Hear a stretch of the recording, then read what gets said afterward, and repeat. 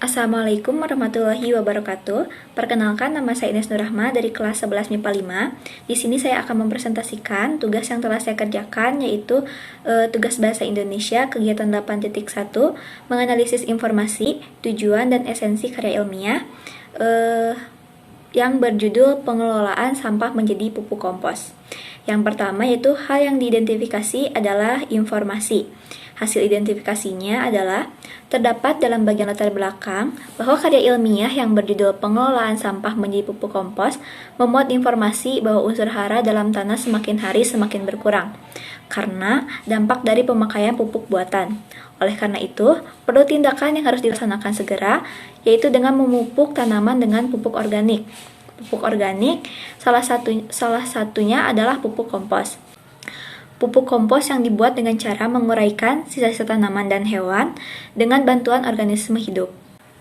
Lalu, keterangan dari hasil identifikasinya adalah dalam hasil identifikasi tersebut dapat kita ketahui bahwa kutipan tersebut merupakan informasi yang dapat dipertanggungjawabkan dan dapat ditemukan jalan keluarnya atau pemecahan masalah dari informasi tersebut.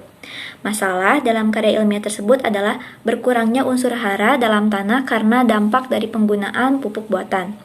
Lalu, penulis menemukan jalan keluarnya dengan pembuatan pupuk kompos ini dengan memanfaatkan pengolahan sampah seperti sisa-sisa tanaman dan hewan. Yang kedua, yaitu hal yang diidentifikasi adalah tujuan karya ilmiah. Hasil identifikasinya adalah terdapat dalam bagian tujuan pembahasan bahwa karya ilmiah yang berjudul pengolahan sampah menjadi pupuk kompos memuat tujuan yaitu untuk menjelaskan pengertian kompos, untuk menjelaskan cara pembuatan pupuk kompos, untuk menjelaskan faktor-faktor yang memengaruhi pengomposan, dan untuk menjelaskan manfaat dan keunggulan dari pupuk kompos. Lalu, tujuan-tujuan tersebut kemudian dijelaskan lebih rinci pada bagian bab 2 pembahasan dalam karya ilmiah tersebut. Kemudian, keterangan dari hal yang diidentifikasi, yaitu dalam tujuan pembahasan tersebut, poin-poin yang dijelaskan merupakan tujuan dari karya ilmiah yang dibuat oleh penulis yang jelas sesuai dengan isi karya yang dibahas. Lalu, pada bagian pembahasan pun dapat kita ketahui terdapat penjelasan hasil pemikiran ilmiah tentang isi karya ilmiah tersebut yang dapat dipertanggungjawabkan. Yang ketiga, yaitu hal yang diidentifikasinya adalah esensi. Kemudian, hasil identifikasinya, bagian esensi dapat kita ketahui adalah dari judul karya ilmiahnya, yaitu pengolahan sampah menjadi pupuk kompos sebagai objek penelitian. Kemudian, dapat kita lihat dari metode yang digunakan penulis dalam karya ilmiah ini adalah menggunakan metode kualitatif dalam menjelaskan pembahasan seperti dalam pengertian kompos, cara pembuatan kompos, faktor yang mempengaruhi proses pengomposan, manfaat dan keunggulan pupuk kompos. Dapat kita ketahui juga dari segi manfaat, yaitu dapat menambah wawasan bagi pembaca mengenai topik yang dibahas, lalu manfaat dari objek penelitian yang dibahas, yaitu manfaat dari pupuk kompos itu sendiri. Dapat memperbaiki struktur tanah, memiliki kandungan mikro dan makro yang lengkap, ramah lingkungan, mudah didapat, menyerap dan menampung air lebih lama dibanding pupuk kimia, dan membantu meningkatkan mikroorganisme pada media tanaman sehingga dapat meningkatkan unsur hara.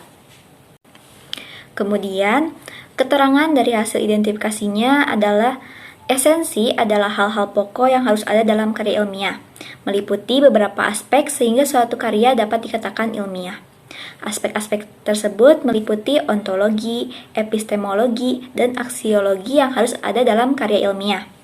Ontologi mencakup tentang objek penelitian yang dapat dicek kebenarannya oleh peneliti lain. Contohnya adalah pada judul karya ilmiah tadi yang berjudul pengolahan sampah menjadi pupuk kompos. Judul tersebut dapat dikatakan sebagai objek penelitian. Kemudian, epistemologi berkaitan dengan metode. Sebuah karya dikatakan ilmiah apabila menggunakan metode ilmiah yang tepat. Contohnya, pada karya ilmiah ini, metode yang digunakan oleh penulis adalah metode penelitian kualitatif, penelitian yang bersifat deskriptif dan cenderung menggunakan analisis. Kemudian, proses dan makna lebih tonjolkan dalam penelitian kualitatif. Landasan teori dimanfaatkan sebagai pemandu agar fokus penelitian sesuai dengan fakta yang ada, menurut wikipedia.com. Lalu, aspek aksiologi berhubungan dengan manfaat, baik manfaat teoretis maupun praktis. Manfaat teoretis adalah manfaat yang dapat digunakan sebagai ilmu untuk pembaca.